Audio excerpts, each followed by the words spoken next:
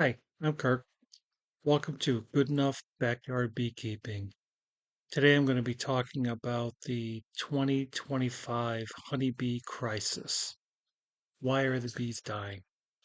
So I created a video a few weeks ago about my opinions on why the bees dying. It really didn't get into the source of why it was dying. It was more talking about what I do and how I've been successful keeping my bees alive. So the videos I've been watching on YouTube, and I've been watching quite a few of them, they all want to talk about the big story, the sky's falling, all the bees are dying. It's pretty significant. So I'm not trying to downplay that, not at all. But what I'd like to see is more stories on successful beekeepers, the beekeepers that have kept their bees alive. I started beekeeping in 2018. And when I started beekeeping, I was being told by many beekeepers. Now, remember, I deal with hobby beekeepers. Okay, I'm not into the commercial world. So there could be a difference there. But in the hobby world, most of the beekeepers I talked to couldn't get their bees through the winter. This has been going on for a long time now. And I went and did some searching on YouTube, and I found videos going back to probably 20 years ago talking about the bees dying. So this problem is not new. I have a background working for a very large company solving problems that I want to say most people couldn't figure out what was going on. Kind of similar to this bee problem.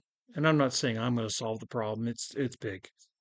Uh, at least mine was focused with the company I work with, not the United States. But the similarities to this problem are everybody's saying the sky is falling, and similar to the problems that I dealt with at work. So I had two sets of tools that I had a lot of training in. One is Lean Six Sigma, and the other is Red X. And I'm going to gravitate towards Red X tool that I liked using. And one of the tools within Red X was paired comparisons.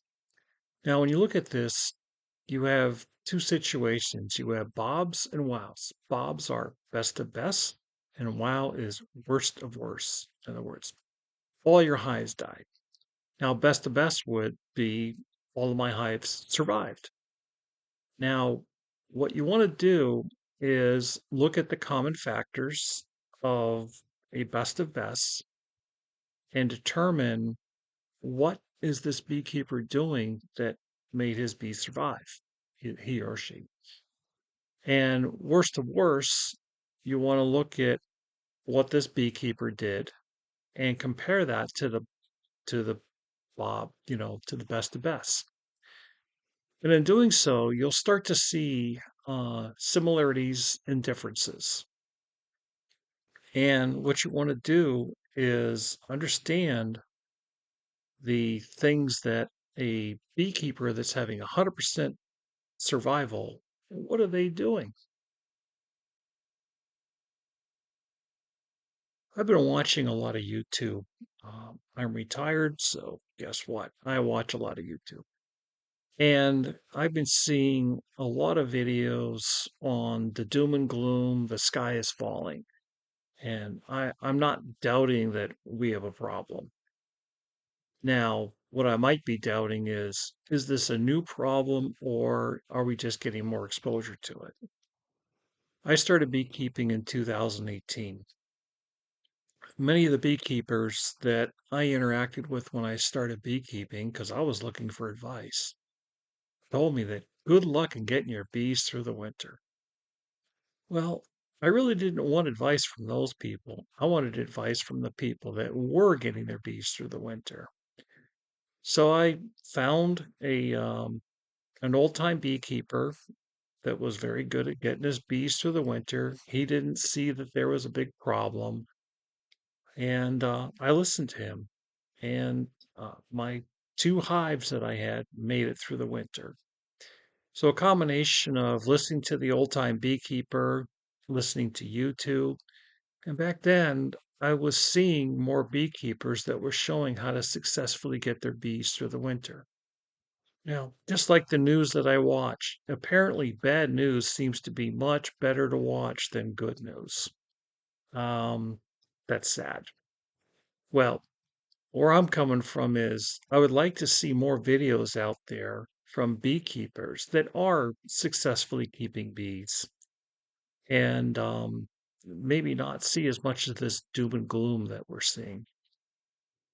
Now, training that I had from working at a very large company, solving problems that basically nobody else could solve. I had a bunch of training around this. One is Lean Six Sigma. It's a lot of data collection, doing statistical analysis. And the other one is RedX. RedX also uses data collection and it uses statistics in the background. But one of the tools that I really gravitated to was paired comparison. And in doing this paired comparison, you're comparing success and failures. And success would be called best to best, and a failure would be called worst to worst. So let's apply that to beekeeping. We need to be talking to some beekeepers that have had 100% success. Now, it's hard if you're losing your bees to listen to someone tell you how successful they were. But I'd say listen to them, find out what they've done. You might find it slightly different than what you did. Maybe some of these beekeepers don't want to tell you because, you know, hey, when I started beekeeping, I was able to keep my bees alive, and now I had a revenue source. I could start selling bees to beekeepers that couldn't keep their bees alive.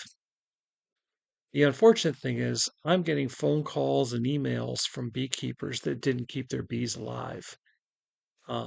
That's already happening. I don't even have to try selling my bees anymore. I'm getting more requests for nukes that probably you can have supply for. So we'll see what happens this spring. So what I'm kind of poking at here is a lot of you YouTubers out there, and I'm not sure how many are watching this, but let's get the word out to them. Let's start hearing some videos or seeing some videos of successful beekeepers. And what are they doing different than the ones that have failed? Now, everything I've seen is been about data from beekeepers I don't even know. It would be nice to see firsthand what's going on. Now, going back to when I was working, I'm retired now. When I was working with these large problems at work, uh, I would get information from various sources that would tell me all the parts are bad. Well, when I actually went out and got my data, I found out not all the parts were bad. We were successful in some of these processes. Thinking that this is very similar to what's going on with the beekeeping right now.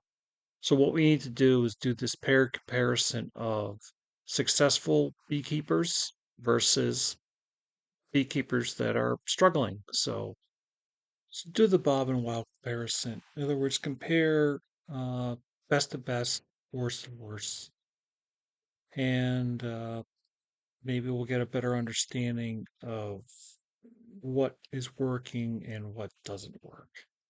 I know it sounds simple, obvious. Maybe it feels like I'm stating the obvious, but what I find is these large surveys that get taken. That's the bureaucratic way of trying to solve problems, and I find a lot of the data is usually not very good. It might give you some generalizations, but we really need to get firsthand data. We need to know what kind of treatments were being used, when they were being used, and how effective those treatments might have been. Now, I'm assuming treatments. It could be other things. Now, the other thing could be happening is feeding. If your bees are starving, they will die. So, did we go chasing honey? and we didn't get our bees fed in time. I find that was a big problem with my own bees. So be curious to see what's happening with other beekeepers. I like to send a challenge out to other YouTubers that have much larger channels than I have. I would love for you to interview some beekeepers that have been successful keeping their bees through the winter and maybe hear what they're doing different. Uh, there is some of that out there, but I'd like to see more of that. It's kind of like the news we have these days.